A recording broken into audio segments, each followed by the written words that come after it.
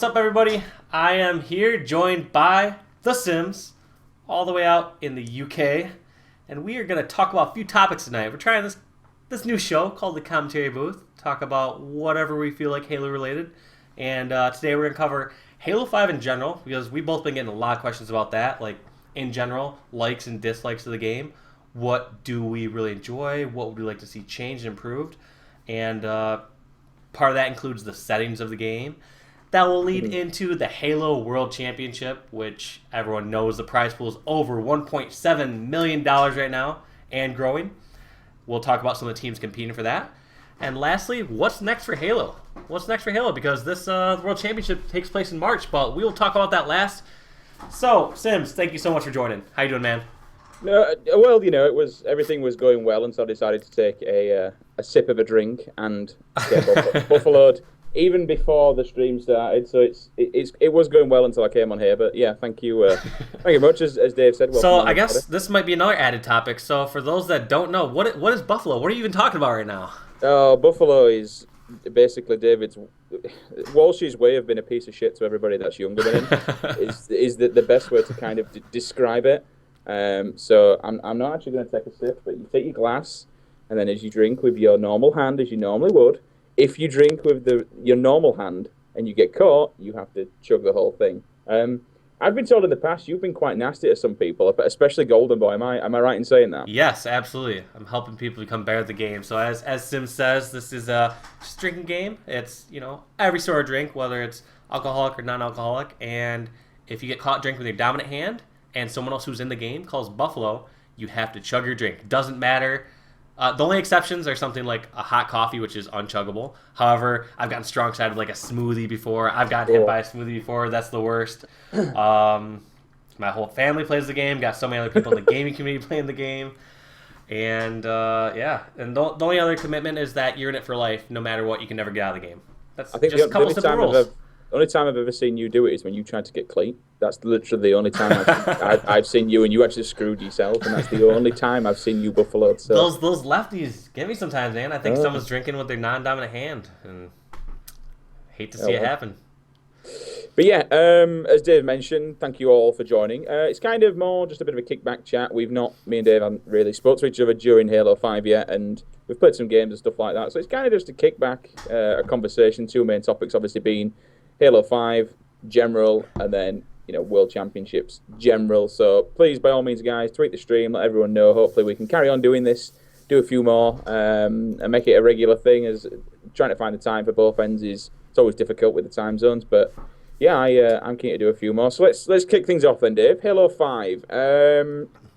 Obviously it's been out over a month now. Off the back, straight up, top of the head, before we get knee deep in settings and shit like that, what's your initial thought of the game?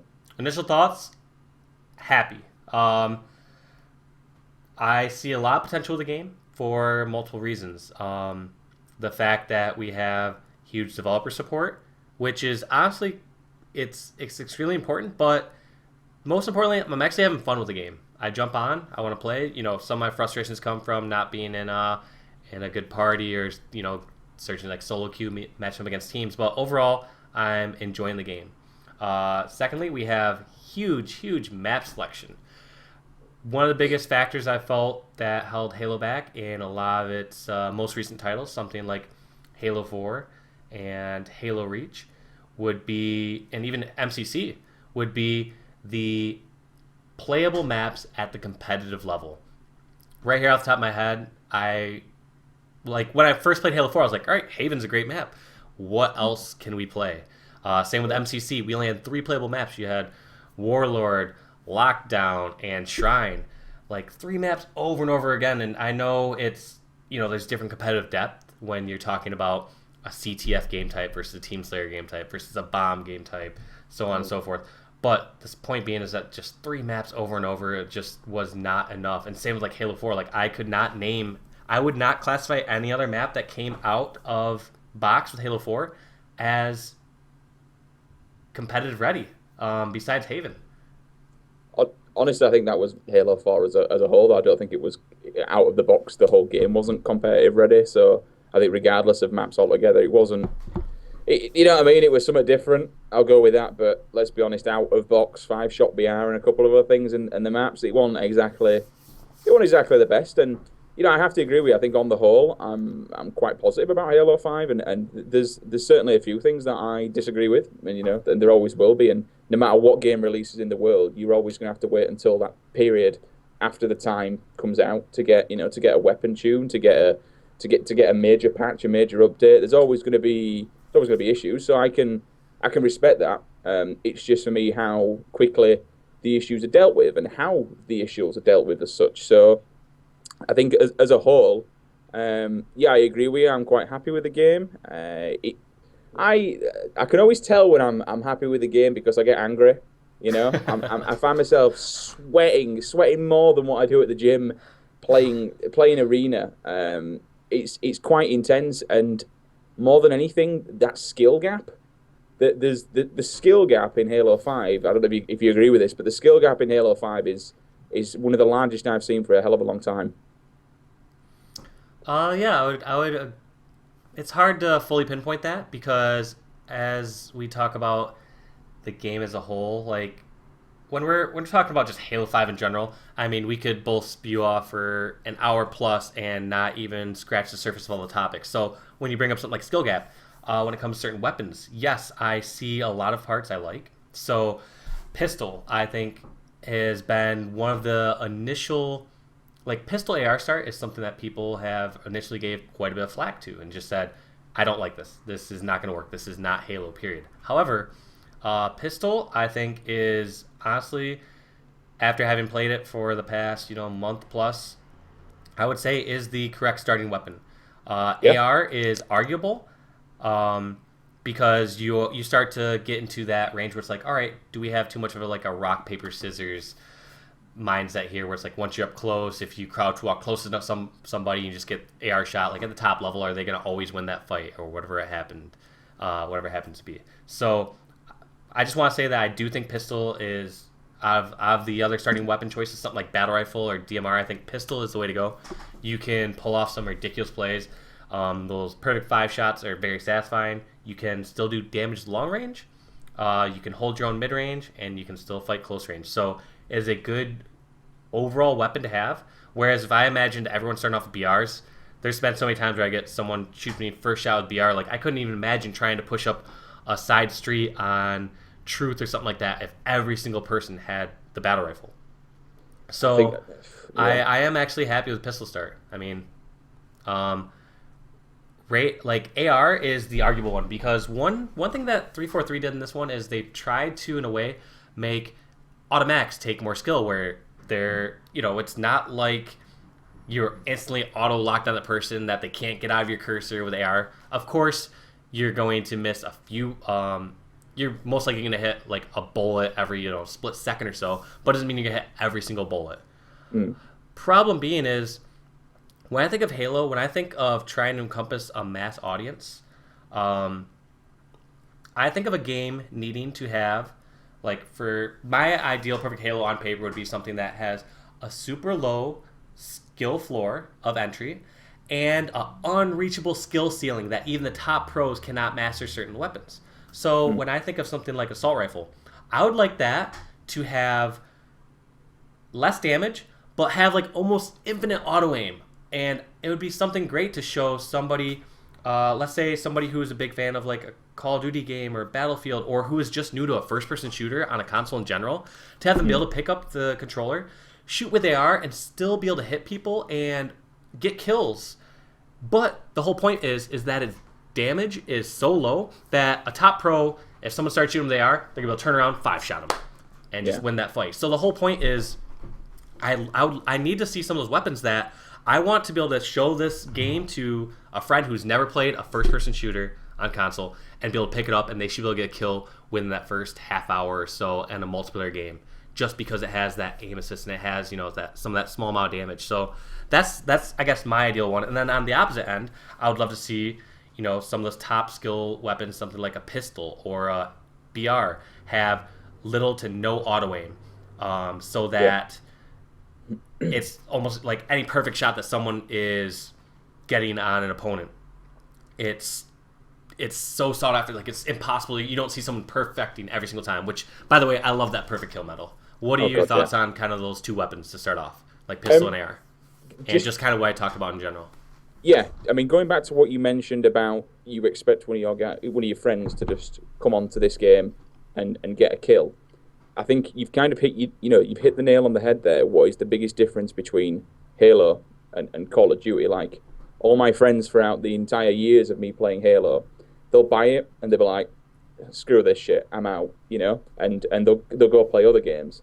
And I'll always say this, and this is no disrespect to anyone who plays Call of Duty. I have a lot of respect for people who play Call of Duty, and at the higher level, those guys they put the dedication and work in. So this is no disrespect to COD in whatsoever. But when you look at COD, anybody who can play a computer game can jump into pubs and drop 20, 30, 40 kills. All right, they can jump into matches and start spraying, killing, bang, bang, bang, dropping. Yeah, this is ace. I'm getting kills.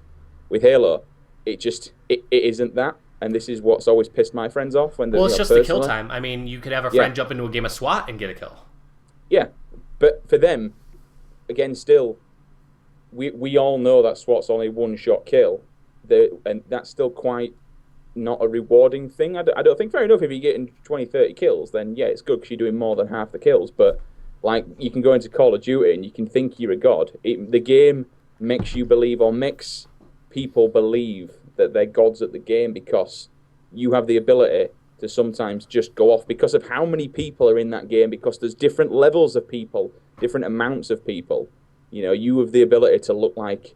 There used to be games, I'd be playing Modern Warfare 2, I'd be dropping 40, 50 kills and getting nukes and all sorts of shit. It's like, wow, I should go pro in this. But in the back of my mind, I'm thinking, well, no, because I went pro, I get absolutely shit on. This is just shitty matchmaking. So I completely and utterly agree with you there that there should be more of an entry. It should be a lot easier to get into the entry level, and I think that's kind of what they've tried to do with some of the settings in the maps, and to make it more universal and open up to everyone. And I totally appreciate that. But I think with the AR, I like the pistol as it is. I think it's good.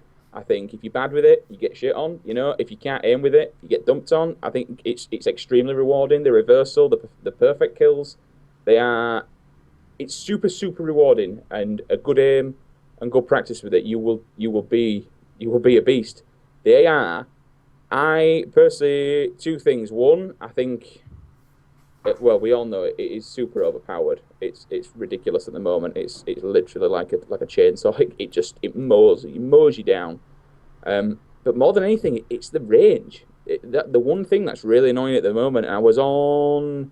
Let me think which it was. It's not Empire. What's the other version of Empire? Remind me. Are you talking? You're talking Eden. Halo 5. Eden, that's the one. So I was actually jumping up into Red Window, one shot. Somebody killed me across the map from Blue with an AR. Blue Window? They actually jumped up, scoped him with the AR and started tapping it and killed me. And for me, that's fair enough. I got rinsed out of one shot, but that shouldn't happen because that's for me a close combat weapon. That should be up close and personal in your face, doing damage. Fair enough. There is the other hand. It does that damage because you're not allowed to get close to him. You don't want to be up close and personal because that's what it's going to do. But I think maybe if we went the other way, rather than having loads of auto aim, really tightened up that aim, so you did have to not just spray, you had to keep it over them constantly. Reduce the auto aim, tightened it up, and reduce the distance. Maybe you could keep that damage. Maybe the way is, if you want to keep it that strong, make it a shitload harder to use. Reduce the distance. I see what you're talking about, and I think that would be ideal for pure competitive play, keeping that in and keeping people attracted. However, the problem with that is I still think we are, like, the whole reason that we have something like the AR in to begin with at like this top level competitive play is to attract new players, is to have people who are familiar with the automatics and keep them interested in Halo. You could have the most perfect competitive game out there that takes the highest skill ceiling possible. There's no random amounts of luck. And guess what? No one's going to play the game. No one's going to play that game. Because, like, it's something like, think about a game like Painkiller back in PC. The only people that played it were the ones that were trying to compete in the CPL event. It was like, Fatality and Vu and whomever were at the top there. There was literally probably less than 100 people that actually played the game Painkiller. Took a shit ton of skill, and a lot of people are only going to watch games that they play. So the way I look at, if I was designing something like this, I would honestly make the AR have more auto aim, make it easier to shoot, make it less damage, so it isn't. So I guess when I look at something like AR, like Halo 1 AR was something that was super dominant close range. You could do a ton of damage. However, the problem is its kill time was longer than it was the kill time for pistol. So if someone came up with me on AR and we're both close range, I would say 10 to 20% of the time I could maybe quick pull off that 3-shot and still clutch that kill. And I think that's important, where it's like, all right, the more skilled weapon needs to have a faster kill time. It needs to reward that player for taking the skill to use a more difficult weapon. Whereas AR can be something like, guess what? If someone's half shield or no shield around me and they have pistol out, guess what? If I hit all my shots and they hit all their shots, they're guaranteed to die.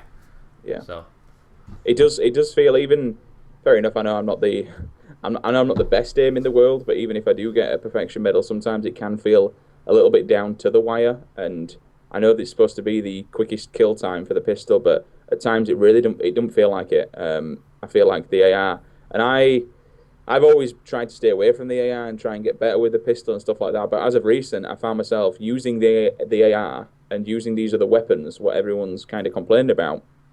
And in all fairness, I am getting more kills, and I am doing better by, rather than just trying to stick to my guns, so to speak, no pun intended, but just sticking with the pistol and using these other weapons, I am getting a lot more kills. So it's kind of get with the meta as such and join in. But I think it's the one thing I will say about these weapons though, Dave, is that I like the fact that they all kind of have the place now. Like the one thing I've always found about Call of Duty that I've liked, you sometimes can have someone will be running an SMG, someone will be running the AR, someone will be running a sniper, and all these different weapons and such.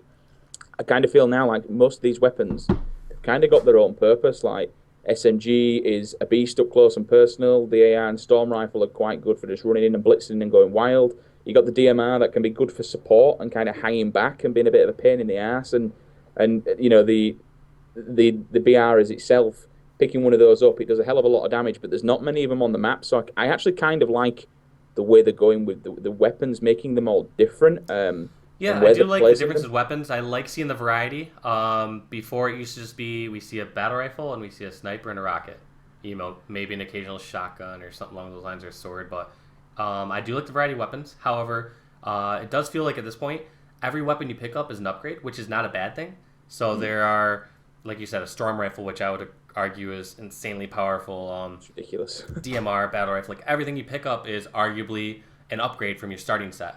Yet you still don't have a starting set that's just like, oh, they got the battle rifle and DMR and we lose. It's nothing like that at all. My biggest gripe, if I had to change one thing right now from the competitive scene, like just before Worlds, it would be radar. I think radar is the most arguable one because one thing that has made competitive Halo so good is the awareness factor and that teamwork factor where people can actually sneak around, people can get kills, people can get flanks, whereas right now, these teams, even on maps they have not played for more than a month or two, they could have a setup where, all right, I just need to check this area once every 15 seconds and see if they're crouch walking around.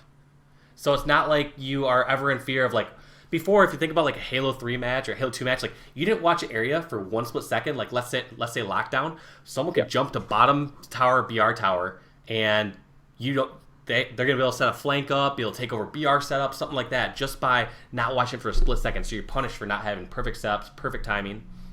Whereas radar, the way it currently designed, is not ideal for competitive play.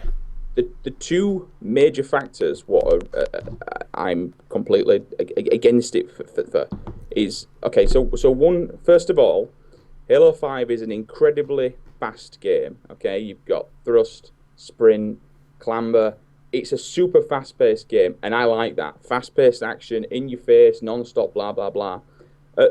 The event that I cast last, everyone were crouching round, and it's happening now in matchmaking. Everyone's crouching. Radar is taking Halo 5, a fast game, and slowing it down to a ridiculous... It completely changes the meta, no matter what anyone says.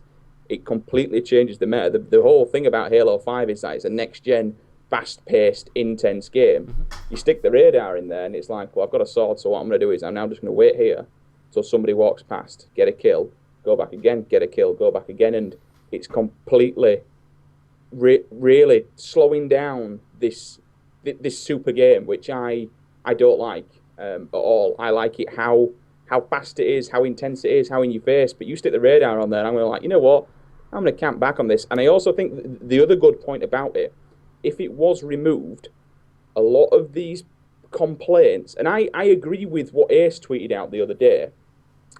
Radar being on the map isn't the reason. Radar in the game isn't the reason that you're losing. No, a lot of people. Not. I completely agree with them altogether. A lot of people are using, it's radar, that's why we're losing. Blah blah blah. It's not. I don't think people are complaining about that as much. I think it's more so just the fun factor of it, where I feel like when I'm playing a game, I would probably still lose against the team that I lost to. However, I like the idea of like, wow, I could have gotten this kill, flanked around, gotten away here. Whereas there's so many times now, like if you run below somebody, and let's say you juke them, guess what? They know exactly where you're headed. They're either going to be able to chase you or they're going to be able to call you out. I think the other, I mean, there is that, but the thing that it would do for this whole game, people are saying how OP all these weapons are, how people are just crouching with the AR, how people are just sitting with storm rifles, SMGs, everything's up close, in your face, automatics. I honestly think we'd see a shitload of those complaints start to disappear if there was no radar, because it wouldn't be crouching and waiting in a corner. No, it would be an open field. Good teams are going to be in positions where people can't camp, people can't wait around corners. You're going to be down on kills. If you're camping now, just waiting for people to walk by, you're not going to be able to do that with no radar. It will, again, change the meta. People have to stop doing that. People won't be waiting around corners, and I think it will. I agree with that. Like, one of the things that makes the AR and the storm rifle so powerful is because you're always able to tell exactly where somebody is at. Like you said, you're able to line those shots up beforehand and just drill them. Whereas now you still have to have that awareness of where and exactly when someone's coming around a corner. Without the radar, like you can't just crouch walk and be ready for that person. So I agree with you. However, so there are two different factors to this. Like, one, does this alienate some Halo fans that are just like, well, I'm used to radar and it helps me make sense of the map and it's more fun with it? Or does it also take away from some of Halo's lore? Because one thing people don't consider is, I would say, yes, competitive players and competitive Halo is what kept people playing the game for years. And we put the majority of the hours in. However, there is so many people out there that truly only play Halo for its storyline. That's the reason that Halo's where it's at in certain cases too. So it's got to be really tough to keep all those things in line, like keeping Halo storyline, keeping the competitive audience happy, keeping the casual audience happy. So it's hard to know where to draw that line. But I agree, from a competitive standpoint, I think people who enjoy playing multiplayer I would say, at least for the competitive arena style ones, would prefer no radar. I mean, it doesn't seem like that big of a stretch to me to have something like that at some point, because look at Breakout. Breakout doesn't have radar. Like, why make the exception there when you could also make that same exception for Team Arena? On the flip side, though, I can fully understand the reason that it's in the game, and I can also fully appreciate it. Been having that global rule set is something, Halo's never had. However, when you look at the old MLG settings back in the day, they were completely different to normal matchmaking. Now we are very, very close, and as you mentioned there, Breakout doesn't have radar. Why couldn't even just normal Slayer have radar, but the arena not? Just so there is still that for people who want it, for people who just enjoy going in and having a bit of casual gaming. Excuse me. Then keep it in certain ones. But I certainly think for Arena, I understand why they've kept it in, and I understand what they're trying to achieve, and I also appreciate and respect that. But I just think that this game at the moment, it's it's hindering its potential because it's incredibly fast, incredibly in your face, incredibly fun. But when someone's crouching round a corner with an SMG because they can see you first on the radar, just waiting to get a kill because that's how the meta's played.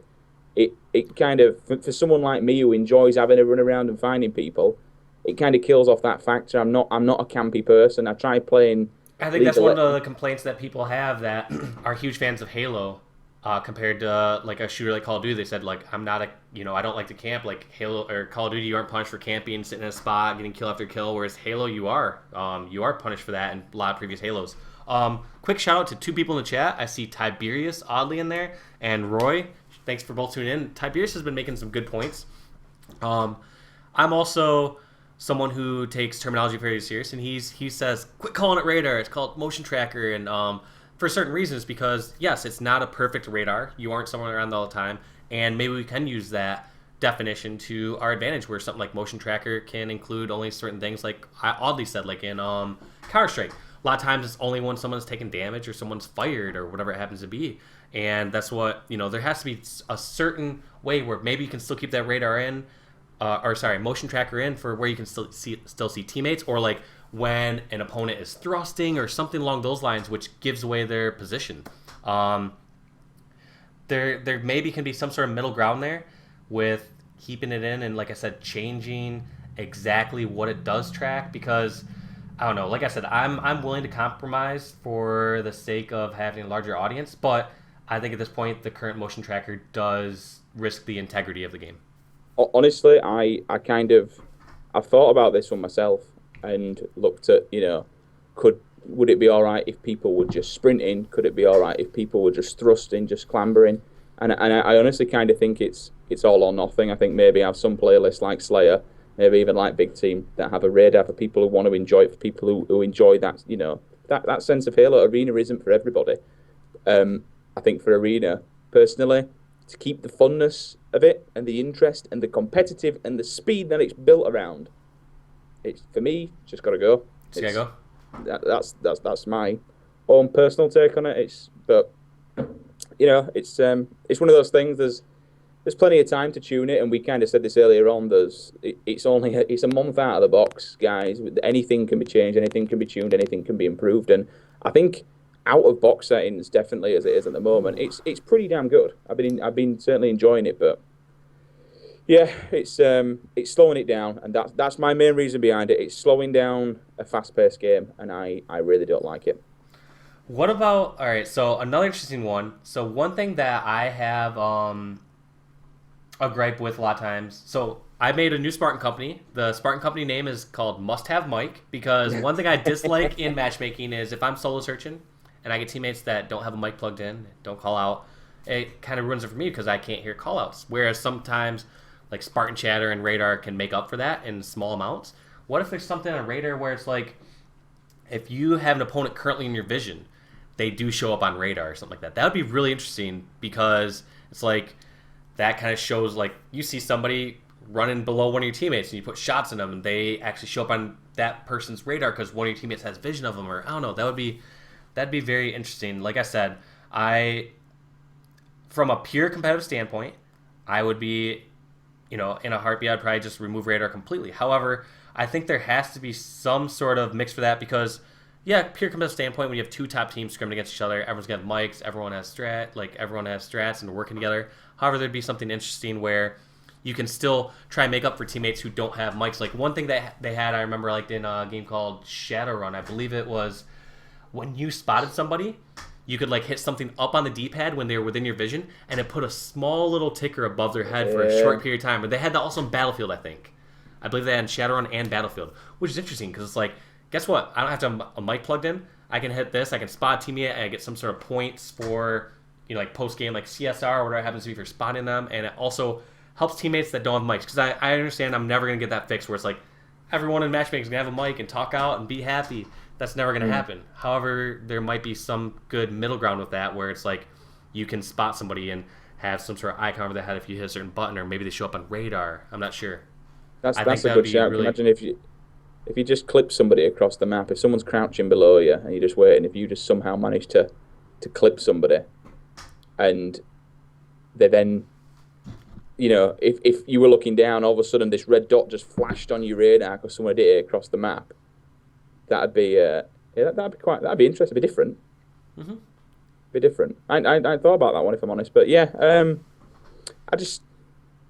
don't know. There's 1,001 different things you can do, and it's going to be interesting to see what 343 do and come out with. I certainly think they're going to look at it because obviously everyone's mentioned about it, so it must be something has to be surely on their radar, so to speak. They know there's issues, and there's people's got very different opinions of it, but I'm sure we'll see what happens. It's one of those things. It's a big topic in it. Is radar? I think it's. Yeah. But I think honestly, I think that comes first out of everything because it would me personally it dilute down a lot of complaints about the different guns. I actually think the guns would be more valuable. So I see some people in chat, like we are trying to pay attention to chat as much as we can while we're talking about here. However, we can't get to all the questions and responses. However, one thing I've seen thematically throughout the chat is people are saying, well, that's a little too casual, or maybe that'd be good for a social playlist or whatever it happens to be. The whole point here is Halo has struggled that in the recent years as far as keeping its casual audience as much. It's lost a lot of the casual audience to games like Call of Duty. And we need to find that right mix of aspects that are going to help casual players get into the game and stay in the game. And it's not going to hinder too much at the top level. Something like having someone show up for a split second on a radar or marking somebody for a split second is going to have very little effect, I feel like, at the top level play because these top players are already calling out. They're already fully aware of where enemies are at and what the situation is. This is to maybe help people have a more enjoyable matchmaking experience because even at the top level of play, think about this. Majority of people, I would say right now, that continue playing the game are ones that have a lot of hopes for competing, maybe Halo World Championship and such. And we still even have issues as far as like having people call out. Like I'm sometimes lucky enough to get in the game and people will call. Sometimes people will jump out of their party chat and talk, hey, what's up, Walshy? You got your mic too? It's like, yeah, I do. Like, so I'm lucky and anomaly in certain situations like that because people will know my gamer tag and sometimes plug in their mic specifically because of that.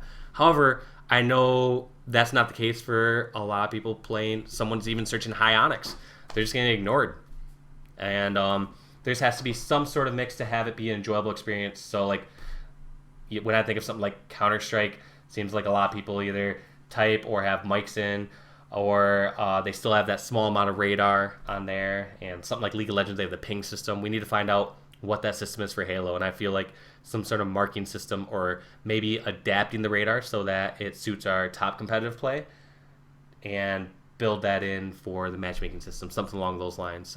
This is just kind of off the cuff right now, so I haven't fully developed this idea, but I think there has to be some sort of mix where it really, like I said, doesn't have too much an effect on the top competitive play, but helps people that are just joining the game have a very enjoyable experience playing Halo. And obviously this is just a constructive conversation we're having here. It's not the one thing that I'm not a big fan of, and I see, it's the internet's a wonderful thing, but like people slamming and being overly the top abusive towards 343 over it and things like that. I think that's the wrong way to go around it. I think constructive conversations like this, like what we're having now, is the better way to discuss it, and just kind of slamming it in the faces, saying it's crap and it's shit and not giving reasons, it certainly isn't the way to do it. And that's kind of why we have these conversations. And I think you're right, Dave. The balance of jumping into a game like this and being able to be good at it and get good at it and get into it, that's initially, you can tell that's initially what they're going for. And it's something that Halo's really, I think it's really ever had. It's not had that constant flow of settings throughout. It's never had it, from a professional level all the way down to the bottom. Every single setting's the same. And to get that is a damn hard, fine line, that people are walking. And if they can get that, it'd be an incredible thing. And I say good luck to them.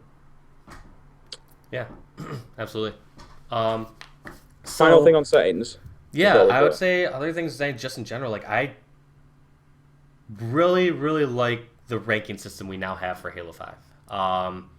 It's, I've maybe had a couple questionable ones here and there where like I win a game and maybe I still go a little positive in KD ratio or something like that. And I go down in ranking. Like I've maybe had a few small instances like that, but it's so awesome seeing people have to get on and grind to keep their champion rank once they're in Onyx. We finally have that separation where beforehand, people would talk about like Halo 3 being one of the more perfect ranking systems, and you would have probably thousands of level 50 MLGs in the MLG playlist. But now it's like there's only 200 that are champion. And it's awesome that you could be like at 195 and get off, and next day you get on and you're still Onyx. It's sweet that people are going to get recognized now. It's like now if I get done playing against match somebody, I see the champion, like, wow, they must be grinding good. They must be a good player to have made it there. There's other small things I would like to change, maybe having like a solo/duo queue playlist compared to like a team search one. But in the end, the whole point is they did right by me by the current ranking system that they have. Oh, it's good. If you match someone who's a champion, they're not great. It's not like in Halo 3 you match a level 50. It could just be a piece of shit who's got carried all the way up there. You've actually got to be to stay up there. To get up there and to stay up there is a damn hard thing. I've never seen champion, and I very much doubt I ever will. I'm scraping the bottom barrels of Onyx right now. I can hear Platinum and Diamond calling my name, asking me to go back and join them, but I'm trying to stay away from that club. But yeah, I think it's a damn good. It's a really, really good system. I'm not sure about how it matches you up at the moment, because I find myself even at Onyx matching a hell of a lot of different ranks, and I don't know if that's because people are on secondaries or what. It's interesting to say the least. And like you mentioned, maybe the solo, duo, queue, things like that will come into effect eventually, and they'll see that right, and you'll see the right rounds. But again, someone mentioned it on Twitter the other week. If you actually go and make a secondary account and then you de-rank it, I'm not encouraging this, but people are de-ranking it down to the bottom, so they're getting a lot of games. You do only play people around that level, and then you have to work your way up. So it certainly works as intended. If you go in at that Onyx level, at that bronze level, you play bronzes. When you go up to diamonds, you're getting diamonds, and so on and so forth. But you do have to work your way up, and it is, it is a grind to get out of one of those. Is a frigging grind. It took me ages to get out of platinum, just by win losses over and over again. So it works, and it's good, to be honest with you. I'm a big fan of it. The one thing that I'm not a fan of, that I'm going to say now, which is disappointing, is the magnetism on the sniper. I have to say that it's a little bit too OP at the moment, and as a caster, one thing I'm not looking forward to is kind of back in some of the older Halos, you look at the shots that people were pulling off. It was incredible, and you'd be like, Jesus Christ, how did he hit that? With some of the shots that I'm seeing now, people pulling off, it's actually easier to snapshotting now and getting overkills and triple kills and stuff like that. They're not really that entertaining, which is a bit disappointing. I'm watching some of these montages that are starting to come out with snapshots for overkills and this and that and other words. I just kind of think, it's not really good, is that? Good players, don't get me wrong. Eric Rona, shout out to Snipe Down, just popped in. Good players are going to do a hell of a lot of damage with it, don't get me wrong. But when I see some of these like kill tax and kill tross, it's all rest of it and shit like that, they're not that entertaining, because it just looks too easy. The magnetism is massive, and the hitbox just looks, I don't know what it is, but yeah, I just can't get my head around it, and it just needs to be removed. It needs to be back to a very, very tight over the headshot, where an overkill is extremely hard to get. I want to go back to an older sniper where it's very, very hard to use, and it's a skillful gun, it's a power weapon. It needs to go back into the hands of skillful people to do damage with, and at the moment it's kind of, every man and his dog can just get an overkill with it without really, without even really looking. The amount of snapshots that I see being pulled off is it's ridiculous.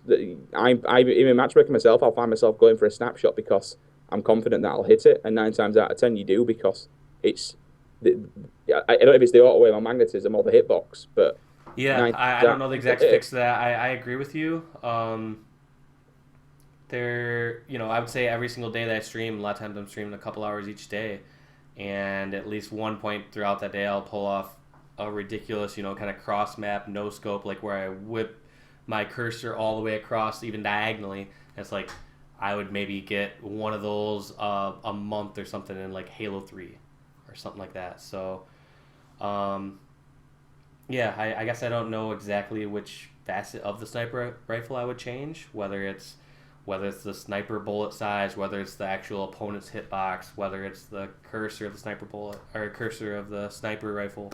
Um, yeah, it's really tough to pinpoint what would the correct fix for that be. But yeah, I agree. When it comes to top level play, we are going to see we're going to see ridiculous no scopes every single match when we have these top pros playing against each other. Okay, we'll do one last thing then, and then we'll do five good things, five bad things on either side. See if we can come up with just some just off the head. Blackjack's popped in, one of the European pro players.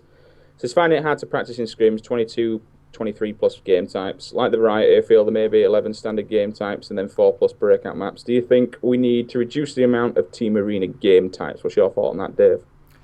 Ooh, maybe not a bad idea. Like, for example, when I think of a top competitive game that's been around for a while, something like a StarCraft 2, or, yeah, let's jump with the idea of StarCraft 2.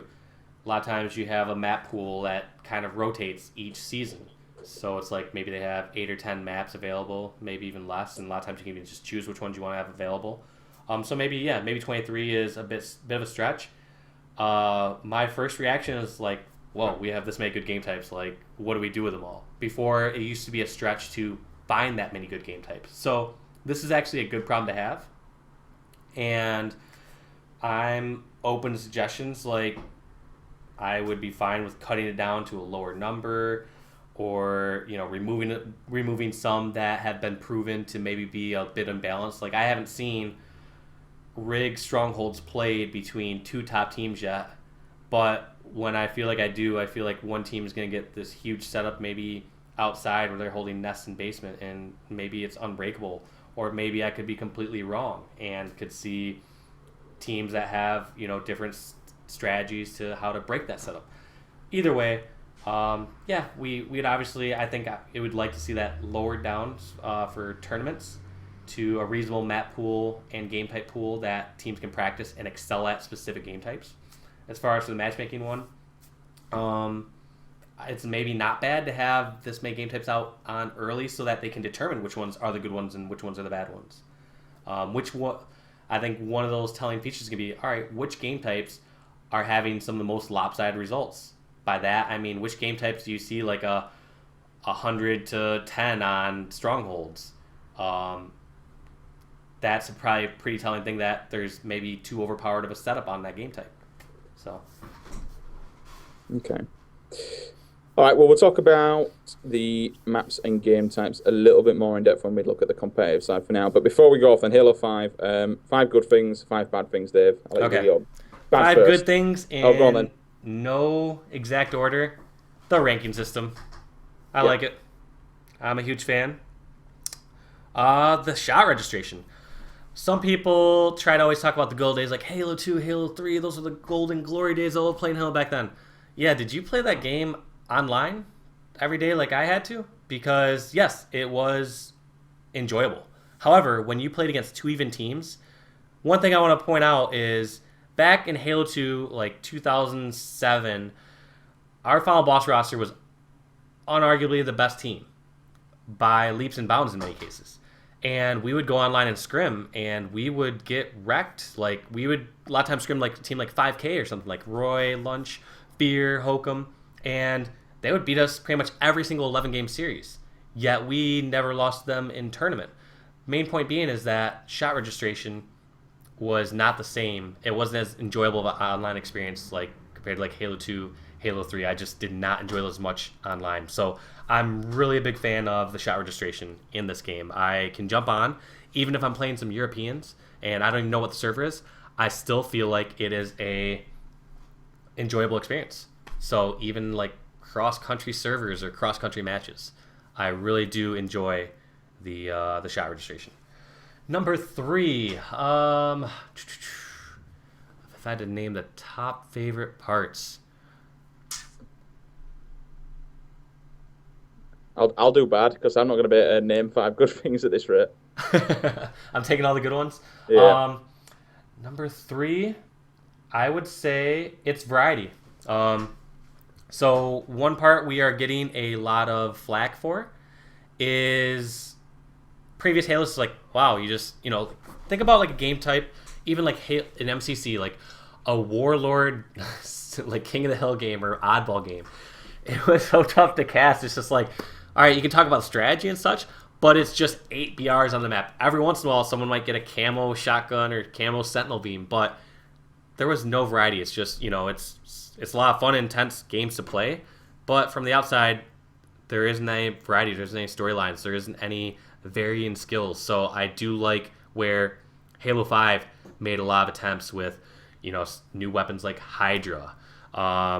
They have seemed to find different weapons with their own places, like something like, guess what? I'm going to pick up the SMG or the Storm Rifle because it does better close range compared to my assault rifle or pistol. And same thing with like light rifle. Light rifle is very usable. I've been killed by I think every single weapon in this game. I think I can say that with confidence. I don't know if there's ever been like, nope, I've never been killed by that weapon yet. I've been killed by every weapon in the game, and each weapon seems to have its own interesting skill set, like railgun, and I don't know. I really do enjoy that. I do. So one thing that I think a lot of people have really disliked is something like clamoring. They're like, oh, why do we have clamoring? That's the newbie. Like, you should be missing these jumps. Like, no, I'm a fan of clamoring. In fact, I almost feel like it should take a split second longer to clamor so you actually are punished for clamoring. Because it seems like they did a lot of map design on Halo 5 where they take into account specific jumps where you can make without having to clamor if you time it perfectly by doing jump or a crouch jump. And in this case, it would be nice because when I think of something like, let's say, fall damage in Halo 1, when I think of fall damage in Halo 1, that had to be insanely frustrating for casuals to play because it's like, oh, I didn't time this crouch jump perfectly and now I'm dead. Whereas you could still make it a threat at the competitive level where it's like, guess what? If they don't time this crouch jump perfectly, they are frozen in that spot for like a second and a half, where that's not going to be punished at a casual level. I feel like that's the same with clamoring. I feel like clamoring, if you make it maybe a split second more to clamor up, that's going to be punished at the top level. Someone's going to be waiting at a certain ledge where if someone misses that jump, they will finish off that kill or kill someone as they're jumping up. Whereas if they hit that perfect crouch jump, make the jump without having to clamor, it kind of adds that extra movement skill to the game. So I actually am a fan of, I would say, different movements in general because I do want to see Halo change. It's always pushed the boundaries. It's always pushed the envelope as far as a competitive shooter in the FPS realm. And so a lot of people keep saying like, oh man, don't you wish it was just like old Halo 1 or old Halo 2? Like, I think the funny part is a lot of people bring up to me is they say, oh, don't you wish it was like, closer to like Halo 2 or Halo 3? Yeah. And people forget that my favorite Halo was Halo 1. And the biggest difference between any of the Halos, I feel like, was difference between Halo 1 and Halo 2. There was such a massive difference in all across the board. Maps, movement, weapons, powers, like everything was insanely different. But I still enjoyed the game. They did it right. They made it competitive, and it's just overall, I was happy with the way the franchise was headed. But I think that's 4 for me. So 5th one, likes for Halo 5. Let's go with support from 343. That's across the board from them hiring top pros like Strongside, Neighbor, Dursky, Ghostiami, having their pro team, having Bravo being a great influence over there. The fact that they've hosted the HCS for these last 2 seasons. The fact that we now have a $1.7 million prize pool with their rec pack system. Man, I should use rec pack system as one of my likes. Damn it. Anyways, I'll just say 343 in general, the way that they've been supporting this game over this last couple seasons has been more than we've seen any past Halo, which is surprising when people think of, let's say, how big MLG was back in the day with Halo and how many tournaments we had back in the day. It did not have nearly the same amount of support, whether that's monetary support or with the game actually being purely designed with competitive play in mind. just yeah, overall the 343 support. So I will pass the mic to you and tell me what you dislike for the next 5. Oh, you see, I'm going to sound like the horrible person now. My 5 are going to be things that can be changed, not things that I don't personally like about the game, but things that I think need changing to make the game. Because I, like yourself, I think this is one of the best Halos we've had in a long time. Halo 4 was awful. Halo Bleach was, let's not even talk about that. Everything is just kind of, we knew they had problems with MCC, and I think this game is one of the best Halos we've had in a hell of a long time. So the tweaks, and this is why I'm quite open about it, because we're only just over a month into the release, so I'm expecting problems. I'm expecting this. You always expect a weapon tune or a game patch and things like that. But so number 1 then, straight off the bat. I'm going to go with radar, and this is because of how much of a problem it's causing between people and how much people dislike it. I have to put that there because it's really upsetting a lot of people, and I see that daily. Number 2, I'm going to say this point blank: regret. It's the worst map I've ever played in my entire life. Every time it comes up, I want to turn my Xbox off and throw it out the window. I absolutely despise that map with a fueled hatred. I've no idea what to do. It might just me being playing like crap, but no sightlines, no real meta, nowhere to really set up. It's bad. Or not, it's bad, a bad map, and ugh. I've seen a few people saying Regret is actually a good map, which is interesting. Number 3, I'm going to go with the sniper, either the hitbox or the magnetism. I love sniper. Should be a power weapon. Should be good in people's hands, and it should be it needs that skill gap at the moment. It doesn't have the skill gap a sniper has. I want it tightened up so pros do damage with it, and not every human being can do all damage with it. You have to be good at it. I think. Oh God, number 4. Okay, number 4 is an interesting one. I want to say, I'm not saying Breakout. I'm saying the stigma towards Breakout. Breakout for me, and we'll talk a bit more about it in competitive, but Breakout to me has, out of all the game types, it has the most potential. Okay, Breakout has the potential to be an incredibly good game type. It's just the stigma behind it. It's change. It's different. Yes, it's different. Yes, it's interesting.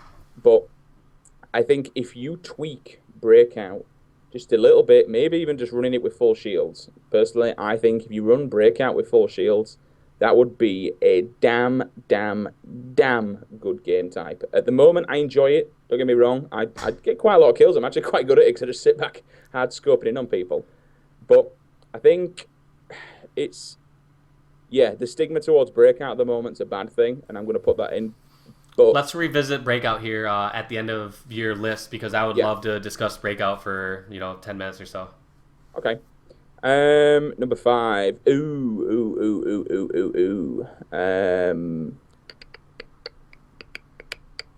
Yeah, I'd say the lack of the playlist problems at the moment that we're having. There needs to be a solo queue, duo queue, double team, social playlist. I think at the moment there's a couple of issues. I see loads of people saying they can't get games in Arena, and I'm constantly matching teams of 4 and teams of 3. And when I'm pretty bad and I'm in Onyx, matching Onyx players who are getting sweaty and playing is quite. It's not really fun, if you know what I mean. Sometimes I'll jump on and think I just want to go on and just enjoy myself, but I'll be getting teabagged, I'll be getting shot and all sorts, and they've been sweating all day long, and I haven't played it. I haven't played it in like a week, and I'm getting completely smashed to bits. So I'd say at the moment, just kind of the playlist a little bit need a bit of work on them. But again, everything in that list is feedback. It's not negative. It's feedback for things that can be improved.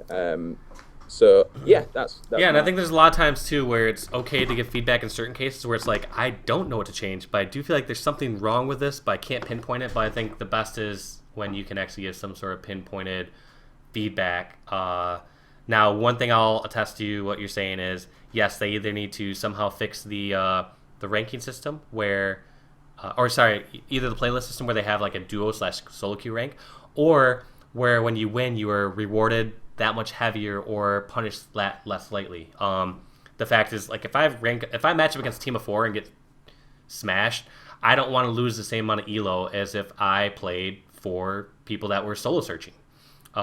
Say they need to take that into account or have some sort of solo playlist for Team Arena. Lastly, they need to have some sort of social list. Yes, I think they think Warzone fulfills that, but I think some people would truly like to just go in and just play, with some of their local friends and play, whether it's a Team Slayer or Team Arena, without any rankings being at risk. So I think some people like the idea of having social lists, because I've heard a lot of people being turned away saying, like, they don't want to play Warzone, yet they don't want to jump in Arena and lose the rank that they worked so hard to get. Anyways, let's... anything else you want to throw in about playlist before we talk about Breakout? No, I think overall it's a really, really good game. I'm really enjoying it. It's a ton of fun. It just needs a few tweaks. It's been out a month.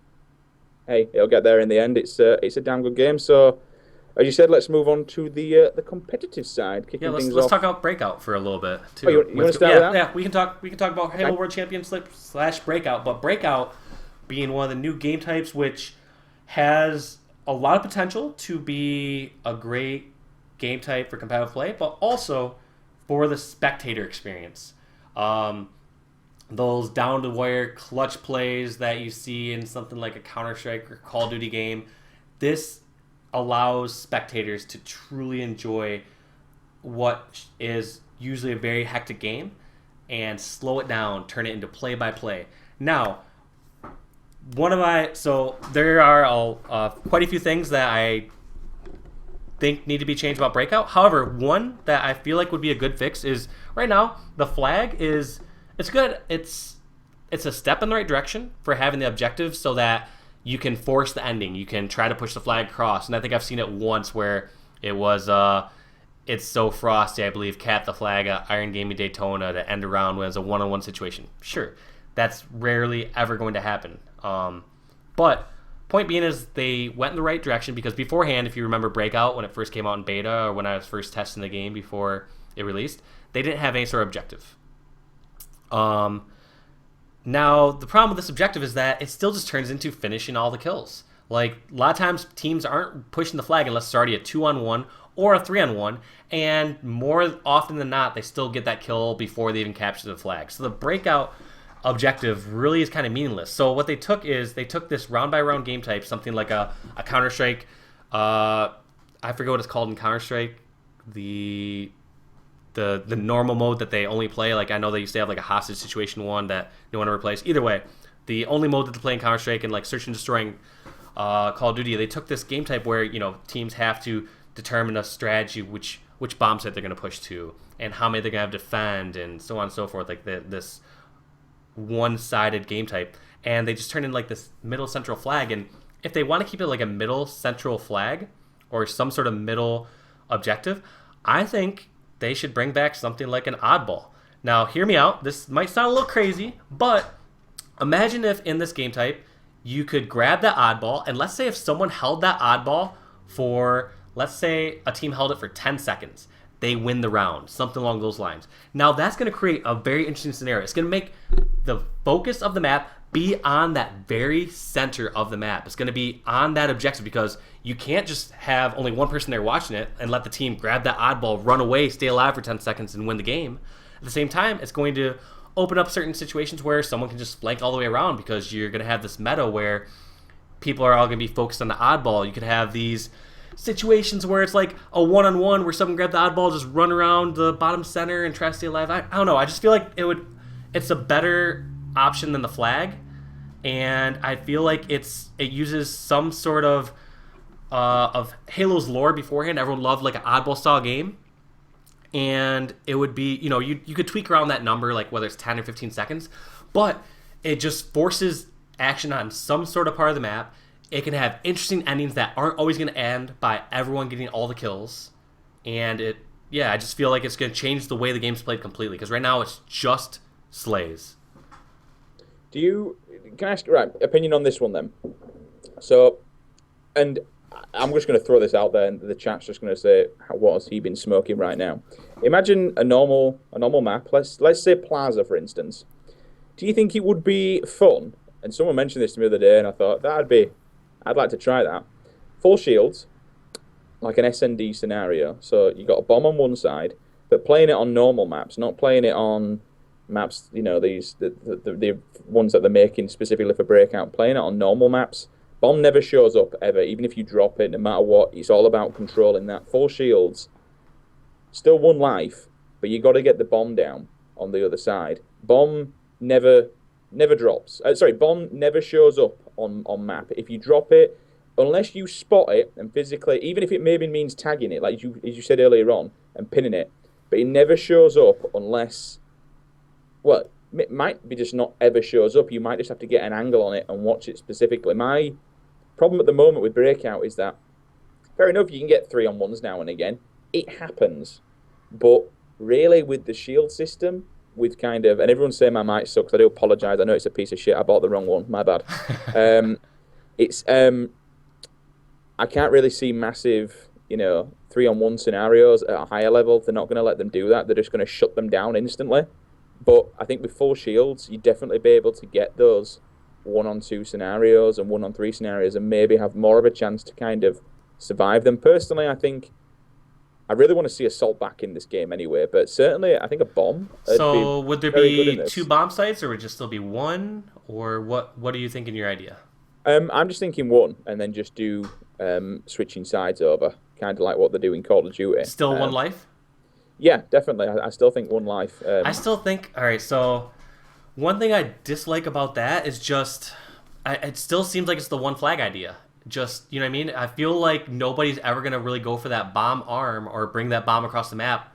Instead, they're just going to go for all the kills. I still think it's just going to turn into that Slayer because you only have 1 part of the map to focus on. Whereas maybe if you had the map a bit larger and you had 2 different spots you had to go for, you have to divide and conquer. You have to say, all right, how many people do you have watch bomb site A? How many do we have to watch bomb site B? And same thing for the attacking team. They have to decide, like, all right, how many do we send? Do we send 1 to distract over at B? You actually get sort of that strategy here, whereas I still feel like Breakout is purely all slays right now. We don't have any of that objective play. We never see any sort of sweet maneuvers like, oh, they sent all 4 to B site and got an arm and then defended it. It's just all slays at the moment. Now, when we bring up shields, it's interesting because Breakout, it works to a degree how it is right now. When people bring in the idea of shields, like, why not just have it be like normal Halo? I feel like in this game, you can still come back when you're down, let's say, in a 3-on-4 situation or a 2-on-3 situation. If you brought shields in this situation, I can't see anyone ever winning a 1-on-2. Really? Imagine having to 4-shot someone with a BR or a pistol, like having to 4 or 5-shot someone with a BR or a pistol, and then you have to fight a second full shield person. Whereas right now, I could maybe get a 2-shot with a BR or a 3-shot with a pistol, turn around, get the second kill. But numbers in this game are going to be greatly inflated when you have shields in the situation if it's the exact same way. So I'm not saying I'm 100% opposed to shields. I'm just saying the way that it currently is at the moment, I can't imagine it playing perfectly with the original shield system and damage system. Just because you get a 4-on-3, a top team is going to know how to stay alive, buy time, and just at least trade in those situations. Yeah, that's a very good point, which I didn't think of, and I'll roll with that one. I think my issue at the moment is that, I don't know if any other person feels like this, I never know what damage I've really done to the person. I never know I can't judge how much shield they've got left or how weak they are, and that's kind of what annoys me a little bit. I'll shoot somebody and they'll stay alive, and I kind of want to, I want to say he's 1-shot over there, but in reality, I have no idea what he is, and sometimes I find it a little bit too confusing. But yeah, no, you make a damn good point there. I didn't really think of it that one through, so we'll roll with that. We'll roll with that one, Dave. But overall, what's your I mean, it's really positive. I frigging love the game type. I think it's awesome. A few tweaks, I think it'll be one of the best we've got. What's your overall opinion of Breakout? Overall opinion of Breakout, I like the direction it's headed. I like the fact that we could have some great game type that's going to be played at top level, and it's going to determine series in a lot of cases. Going to see which team plays it better. We just need those tweaks that we can see teams do full strategies and full setups and different breakings, different starting routes and all those different things. We just need a few tweaks to Breakout, and it could be the game type that we all dreamed of. I mean, you think about something like, what was it? Uplink was something that was everyone supposedly hated, bashed on, did not want to have a part of Call of Duty community, and it turned out to be a great spectator experience, which is one thing that everyone needs. Like, you need a game type that's competitive, that the top players realize, top teams are going to be the worst teams, but at the same time, you need something that's fun to watch. Just because you have a Warlord, oddball, or King of the Hill game that the top team wins every single time, and it's just all BRs across the map, that isn't going to be very good for a competitive experience. You want to have a game type where someone can watch it for the first time on stream and hear us casting it and get excited about it, learn different strategy, and actually learn about the game. And Breakout, with this one life sort of setup, has the potential to do that if it's done right. Yeah. Very, very good game type. Just needs a teeny bit more work, and I think it'll be solid. Imagine that, though. Just throwing it out there. I know it's not going to happen, but just kind of throwing it out there. Let's say it's for first place at Halo World Championship, and it's Game 11 Breakout.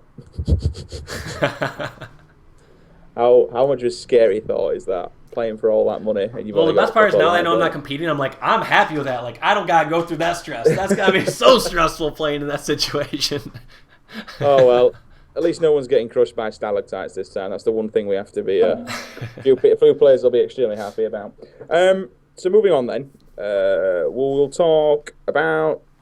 We've got around 50 minutes left, so we'll talk about Halo World Championship. Then we'll talk a quick look about the teams. And then we'll kind of say what's next. So, Halo World Championship, then, a truly global event. We've got $1.7 million on the line, and it is rising. And that's all thanks to you people at home buying rec packs. I've spent a fortune, and the wife doesn't actually know, so I'm going to kind of stay quiet with that one. She's not true. It's proving fruitful. It's pumping that prize pool, and huge props to that rec pack system too. By the way, oh yeah, I feel like they've done it right, because when I think of a competitive game, like, sure, a game like Hearthstone has more viewers and everything with it, more than Halo. But one thing that's bad about the game competitively is that if you ask me today, all right, how would I pursue a professional career in Hearthstone? Well, guess what? You gotta either grind for 5,000 hours to get enough gold and packs to open up the cards that you need and craft the cards you need, or you need to just drop thousands of dollars and buy all the packs you need. Whereas Halo, I like the fact that there are aesthetic changes for the arena. You can get sweet pistol skins that do nothing other than make your gun look cooler. It doesn't make your pistol shoot faster, do more damage, or anything like that. And that's incredible. It's a perfect emulation of like the Counter-Strike skin system, where it's just sought after aesthetic changes like armor, helmet, gun skins, and that's how it should be. You should not make people have to pay more money or grind to unlock to play the true game itself. The true competitive game itself should be available to someone playing their first game or someone that's been playing 10,000 hours. Those two people, I like the fact that those two people theoretically are on the same playing field when they play a game of Team Arena. And I like that. Yeah, you're totally right. There's no nicer way of really putting it. I think I've seen a few complaints on Twitter about the dedicated servers and stuff like that, but having, it's going in the right way of putting dedicated servers for even custom lobbies and such, being able to get people in and grind for it. But yeah, having them not available in that arena with that whole thing, I think is a brilliant opportunity just to buy them and keep going. And it's not pay to win as well. That's with the whole rec pack system. It's not pay to win. You don't get them in arena. And I kind of got sidetracked with two different things and talking about dedicated and rec packs. I'll go back onto rec packs.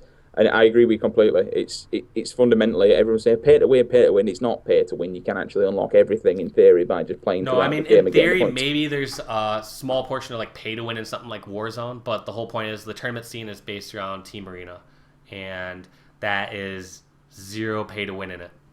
Yeah.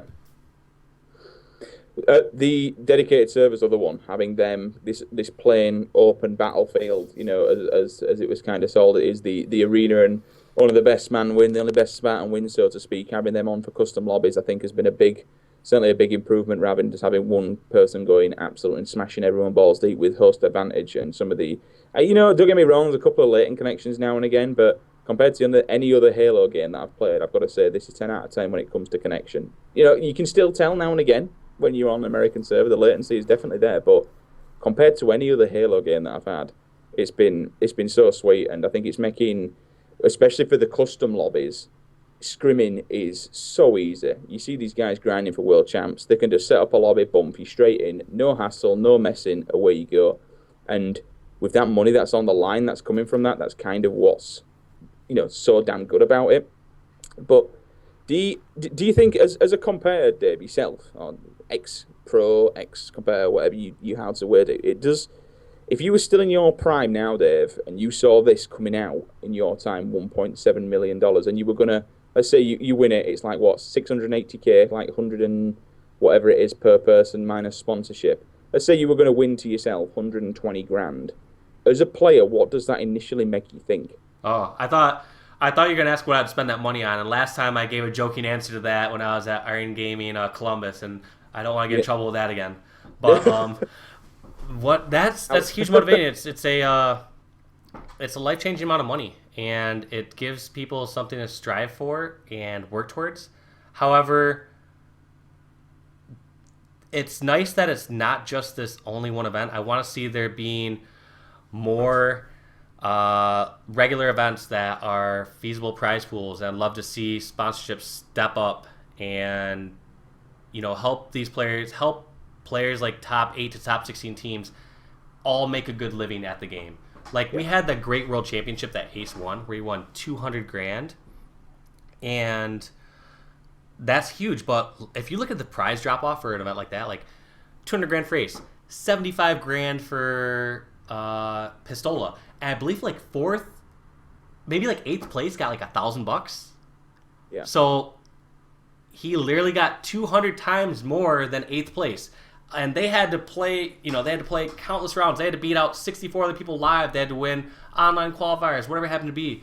And to have that kind of drop off is, I guess maybe that's something that just kind of happens with events like esports and like poker, where you just have these huge this huge drop off from first or whatever, so we can tout these huge prize pools. But I guess one thing, if I want to see Halo be a true career for a lot of players, I think we need to make more changes as far as figuring out ways for players to make better livings, whether it's through streaming, whether it's through sponsorships, whether it's through regular tournaments, even stuff like scholarships. Like, I'd love to see us finding ways to have school teams for like Halo, where players can still go to like college for free, competing for a team for school, and make some progress from it. Because I've seen it so many times before where there's a lot of hit and miss within the Halo community. Some players will have huge life-changing years where they make $100,000, and others within that same year are barely making rent in certain ways. And so there has to be some more consistency to that. I think you'd see a lot more teams be happier and supportive of the scene. If like top 16 were all making good livings, then obviously you still have these high jackpot prize pools where you can walk away with huge money. But like I said, I think there always has to be some sort of progress there, whether it's people getting more money in their pockets, like whether that's building our viewership, through Twitch and YouTube, or there has to be some more ways for these players to make more money rather than just banking on that one event, because that event is just it's huge for we always tout about the good sides of it, but you also have to look at all the players that put so many hours into it. And so I'd love to see, I think college is the number one way to go about something like this. Like, find a huge few top schools that can get represented for top Halo teams, similar like how League has been doing, or there's what's it called, Heroes of the Storm gave a bunch of school scholarships for one of their events through ESPN3. And just, I don't know, there has to be some way where all the players are winning and advancing their lives. Nice.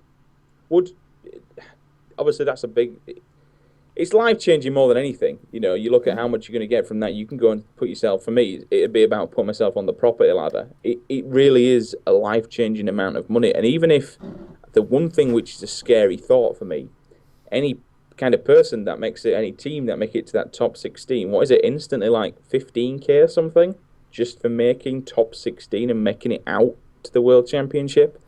It's like you go in there, you're getting the trip. It's you're going to finals, Yeah. and you're already a winner in my eyes. Anyway, anyone who makes it out there is already a winner. But you're already claiming a percentage of the prize pot before you've even played day number one, game one. It's truly that the money behind it is ridiculous. But it's whether or not, and this kind of leads to the next part of what next. But we'll carry on talking about this one now. We'll just quickly, if I know, we'll go on for what's next then off the back of this. So this is a truly amazing thing that 343 have given us. We've got a damn good game. We've got an incredible world tournament, and I think they're doing amazing stuff with Halo right now. We're going in the right direction. 2016 is going to be a fantastic year for the Halo franchise with 343. It's going to be so much fun. There's going to be a lot happening, and then after World Champs, then kind of drops off. It's where to next? Do you think people are just going to sack this off and think, oh, well, that's World Champs doing, or are people going to keep going because they want to know what else is there? That is up to both. Now, one thing to keep in mind is that I, like a lot of people, played Halo 1 and Halo 2, and I think I would have played those regardless of how many tournaments and how much prize money was out there. So there's one, longevity of the game is determinant on how fun it is and what they do to keep preventing it and make sure that they fix the issues that players do currently have with the game. So one, it has to be fun. Like, I don't think it's good enough to have a game like, even if, let's say there was a $1 million tournament every month for Halo for the next 3 years. Yes, of course you have a ton of these top competitive players play it that have a chance of winning it. However, that doesn't mean you're still going to keep that casual audience. Because the people that don't have a chance to win that money aren't going to play it. So you still have to make sure the game is very fun and enjoyable. So that's one that time is going to tell. So, you know, some of the fixes that we talked about before, like what do they have to do to change Breakout to make it more fun and more balanced or better from a strategic standpoint. Other fixes such as radar. Like, is someone still going to want to play this game if they aren't going to a tournament? So it can't just be the tournaments themselves. Yes, that is going to catapult and help build the scene and make it bigger than it would be without the tournaments. But still, the scene has to be able to hold up on its own. Like, people have to want to play the game purely because it's fun. So that's a very, very important aspect to it. And there has to be some changes to Halo 5 to make it to that level, to make it more fun. Like I said, my biggest thing is I think some of the guns need to be easier to use. I think you need to lower damage on assault rifle, lower the aim on it, have someone that I can, hand the controller to my mom, be like, hey, you never played Xbox game before, let me show you how to move around, shoot, and look at, you can be able to get a kill within your first game in a multiplayer game. Yep. On top of that, like I said, maybe take out some of the, make it harder to shoot guns, like you said, maybe like the sniper rifle, maybe even like the battle rifle needs to take a little bit more skill, who knows. But yeah, I'm interested to see what tournament organizers have in store. I mean, this is the first time that we've seen Halo have the support of tournament organizers that we've ever seen. Like, we now have great organizations like ESL, MLG, Gfinity. Obviously, 343 is a lot of big help to all this as well. Like, 4 huge powerhouses as of now, and this is just leading up to March, of companies that are supporting this game and helping its competitive scene grow and support it with prize money and tournaments and reasons for the top competitive players to play on a regular basis. So we're just going to have to see after that, if more are going to jump on board, if all these organizations stay with it, or what kind of announcements they maybe have in the future. Yeah, like Aryan Gaming did a great job hosting an early event. However, we're going to see what if they host more events in the future or whatever it happens to be. And this is kind of the reason why we kind of have these discussions, because this game it has every potential in the world. It's one of the best games that we've had in a long while. It's incredibly fun to play. It's got the support, the backing of the TOs. It's got the support and backing of the developer. The developer wants to see, you know, you can quite easily tell they want to see the competitive community grow and thrive, and I think there's a lot more to come. You know, I can definitely imagine that it's not just going to be. We actually saw we've seen tweets on Twitter. You know, there's things to come, and I can't see it dropping off straight away. I think it would be good to ride the hype, so to speak. You know, come off the world champs and kind of steamroll into maybe a month break, maybe.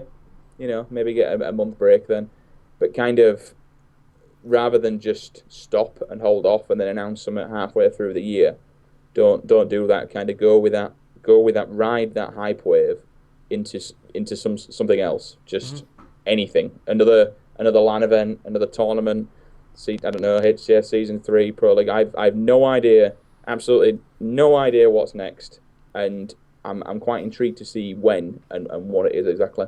So I don't know. I know at one point they talk about there was going to be like free or DLC at some point for Halo 5, correct? I don't know if that's paid for DLC or not. Either way, I'm pretty sure that's, you know, kind of a natural progression for a lot of games, whether, you know, like StarCraft 2 has its own huge expansions. You talk about Call of Duty having new DLC come out, like same with pretty much every game nowadays has some sort of DLC come out.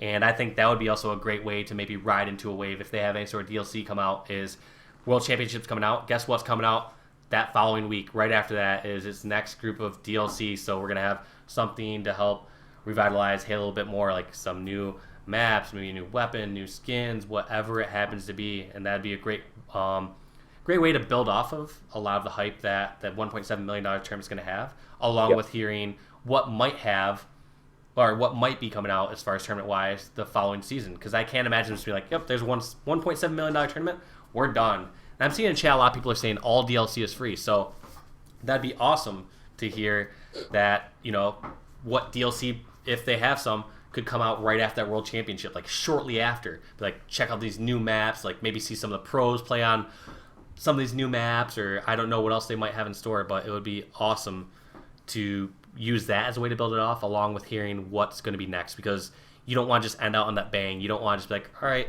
we'll release information at some point soon. Like, I want to hear immediately at that event what's going to go on for that next tournament season, what's going to be on for the next World Championship, when's it going to be? Because then you're going to get the people watching who were involved in it and thinking, you know what, I want to be. I mean, I'm hoping this is a yearly thing. I hope that they do this every single year for going into the future. But yeah, you're right. If they were to announce something right at the end of the tournament, you know, we're going to speak about what's next. Now it's over. This is what's coming next. Bam. The players are going to walk out of there thinking, we've got something to walk away to and carry on to. And I think we can. I don't want to see any pauses. I don't want to see any breaks. I don't want to see any silences. We need something straight after this. Even if it's just a bit of information and a date, you know, a time scale, just a time scale, because that'll tick people over either to keep playing or to at least just know to not stop playing, if you know what I mean, and kind of just have a casual break. So yeah, I'm hoping they announce something. I'm hoping it's not left and we just end the event and no one knows what's next for competitive Halo. It'd be good to have the information out in the open and yeah. Like, I know, like, for example, like MLG and stuff is having like their online league, you know, like qualifiers and stuff leading up to their North American regional. I'm not sure what sort of ones ESL may be having. Either way, I think that is going to be something that could be huge for the game's longevity as well. Like, I mean, you look at, you know, I would say that the best examples for a lot of esports in general is something like League of Legends or StarCraft 2, and them having regular events, like weekly broadcasted events, top teams playing against each other, and yeah, I think that would be huge for as well, just giving people matches to watch. I know a lot of people sometimes criticize like the viewership Halo 5 currently has. I mean, nobody is obviously happy with the full amount we have right now. Obviously, we'd love to see more. We'd love to be one of the top 3 games on Twitch or whatever it happens to be, but didn't happen. So we need to make the changes that are necessary, like whether it's changes to the game to make it more fun, more competitive, more balanced, whether it's having more streamers create more content. I don't think it's the content at the moment. I think it's more so you need to figure out the game and the audience, because I feel like we may have lost a lot of viewers over some of the past years with certain titles, but everything can be regained with that perfect title, that perfect balance, I feel like. And I would just love to see it, near the top. And it's sometimes tough to, like, fully always ignore that in chat because, like, there's a lot of people that are just, trying to say things to troll and get a rise out of people.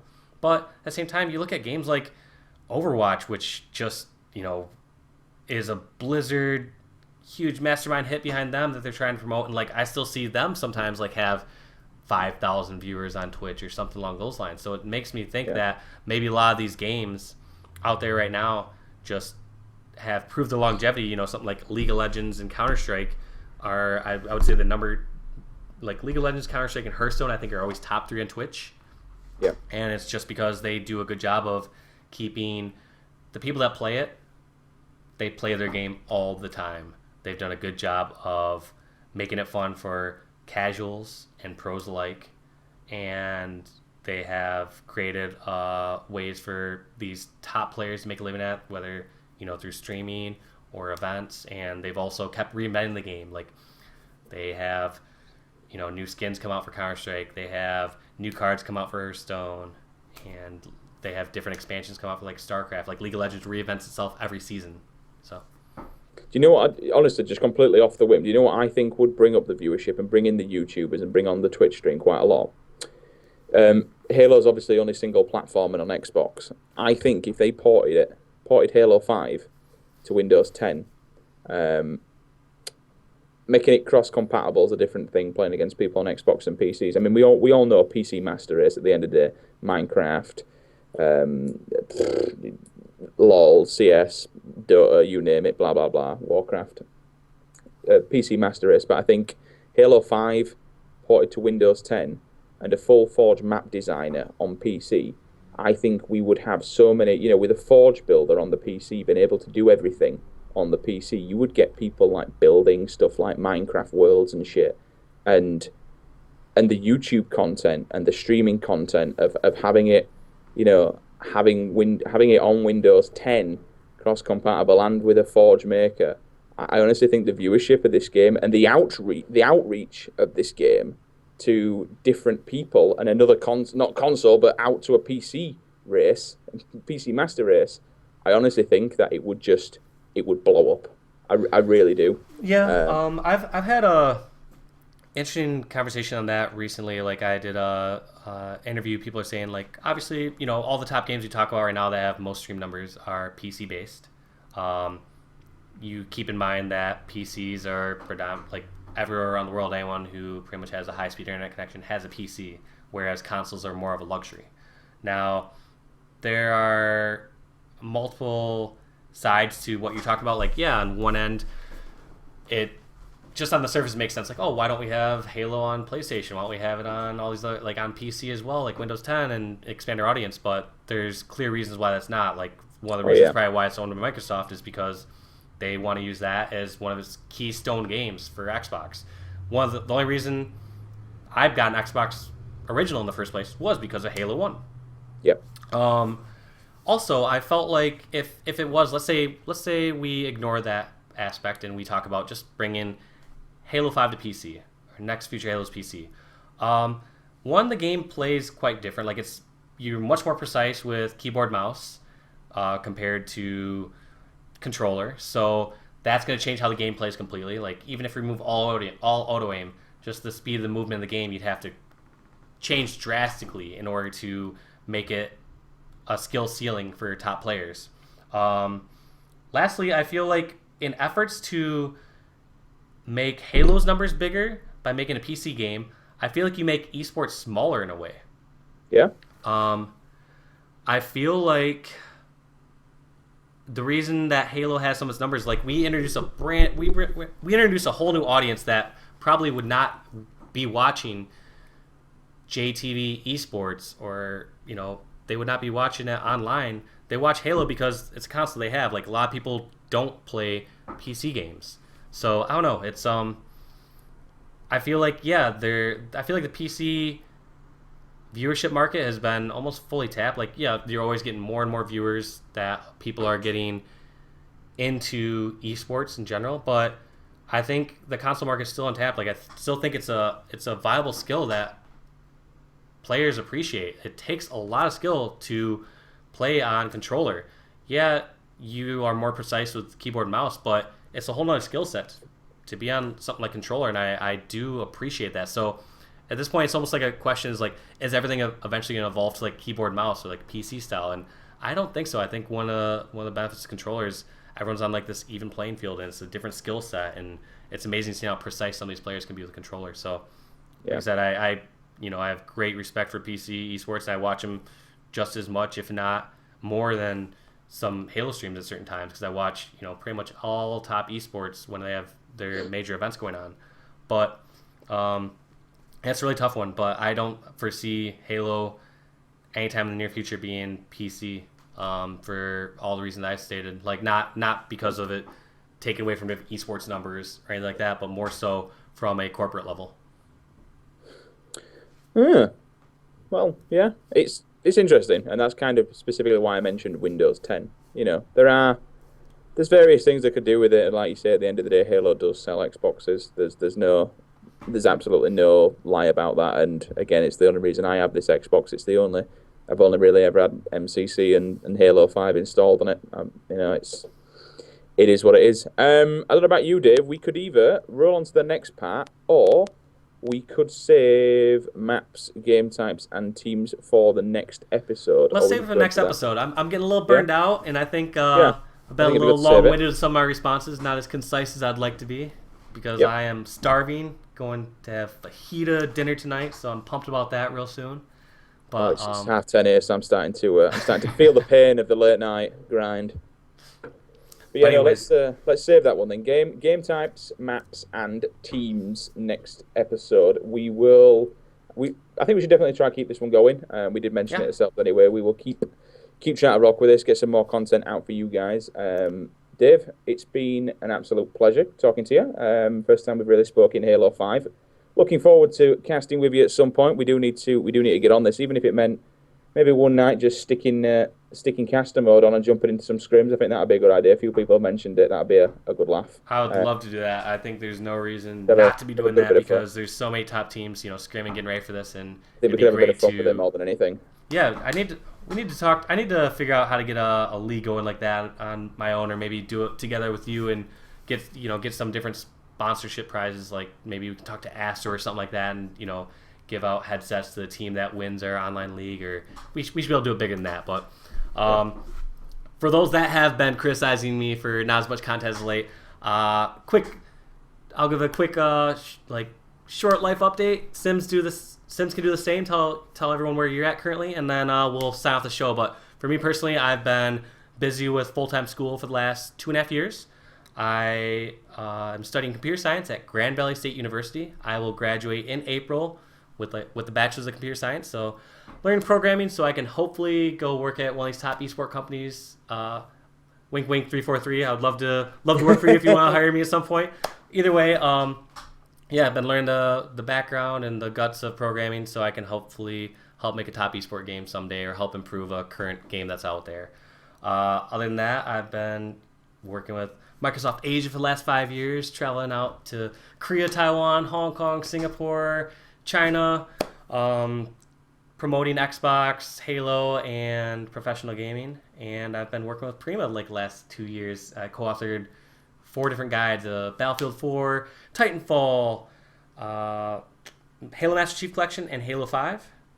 And and then trying to cast as many events as I can, trying to stream Halo as much as I can.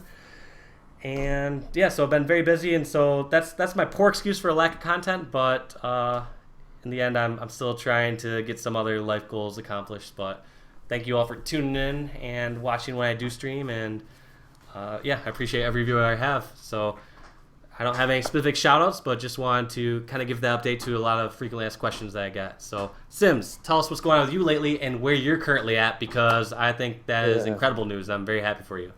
So for those who don't know, I now work full-time at ESL. I packed in my old job, and I'm with ESL full-time.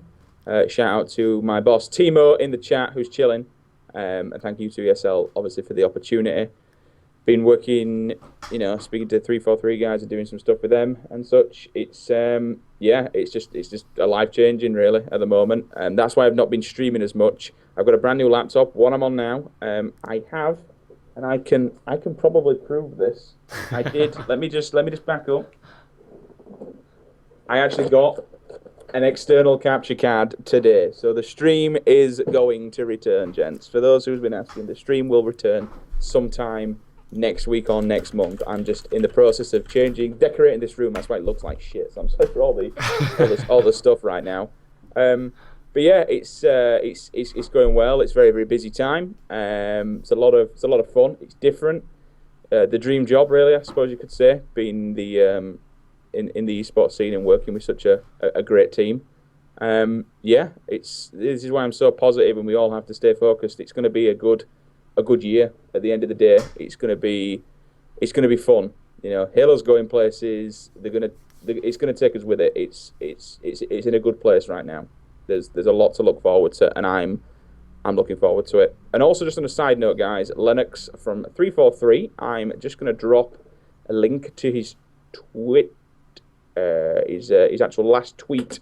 There is a link in the stream. Oh, wrong button. There you go. He's just asked if people can take a quick look at that and give him some ideas. 343. Lennox is looking for a few ideas when it comes to the broadcast wish list. So please click the link and drop him as many freaking ideas as possible. But yeah, I think that's pretty much it for me, Dave. Thank you to the 600 people that have watched tonight. It's been incredible, and we will do it again next week. Yeah, let's do it. Also, really quick shout out to Beyond as well. Beyond of Recent have been doing amazing stuff, and their Astro Spartan challenges they've got going. I believe Frank's just popped them out there. I think Frank's actually casting tonight, so if other people want to watch some competitive Halo, make sure you pop over to Team Beyond and you can enter them yourselves. Big shout out to them, doing a lot of stuff for the competitive community at the moment. Great stuff all around. Well, I think this will be it for the stream tonight and the first episode of the commentary booth. I would love to try and make this a weekly thing. So we got more to talk about next week as far as different teams competing for the Halo World Championship Finals. I'll stop taking up all your time and I'll let you go. Thank you all for watching. Have a good night.